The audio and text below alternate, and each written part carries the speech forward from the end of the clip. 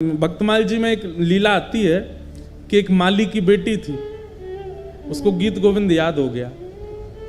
वो गीत गोविंद कब गाती थी? जब अपने बगीचे में बैगन तोड़ने जा रही थी एक दिन।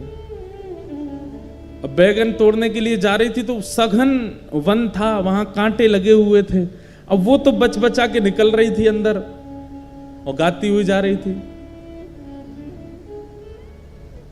महाप्रभु जगन्नाथ जी व्याकुल हो गए, कोई गीत गोविंद गा रहा है। और तुरंत दौड़े ठाकुर जी, और ठाकुर जी इतने रसिक हैं गीत गोविंद के कि ऐसे नहीं कि दूर बैठ के सुन लिया, कोई गा रहा है तो वहीं से नहीं, सामने बैठ के सुनते हैं, श्रोता का पूरा निभाते हैं नियम। अब वो तो सघन वन में कुंजों में घुसती जा रही थी।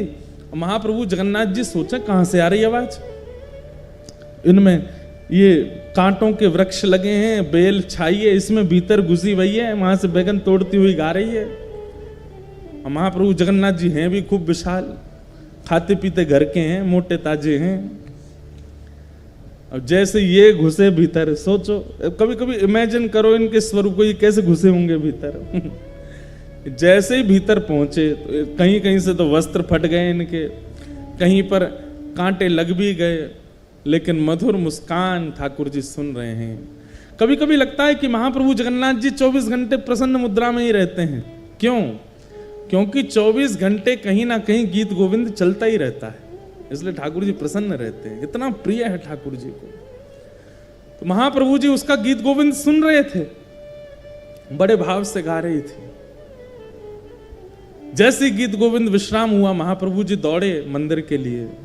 मंदिर में जाकर के विराजमान हुए, तभी पुजारियों ने देखा बलभद्र जी सुभद्रा जी के वस्त्र तो बिल्कुल बढ़िया हैं और ये इनके अस्त व्यस्त हो गए, फट गए जगह जगह से। पूछा, हे महाप्रभु जी, ये आपके वस्त्र कैसे फट गए? तब महाप्रभु जी ने ये भाव बताया कि मुझे गीत गोविंद बहुत प्रिय है, और कोई व्यक्ति कभी कहीं गाता है तो मुझे, मेरा मन होता है कि मैं वहां पहुंच जाऊं। अभी कहां गए थे? तो बताया, बोले एक माली की बेटी है, बैगन तोड़ के गाती है, मैं घुस गया भीतर, फट गए मेरे वस्त्र।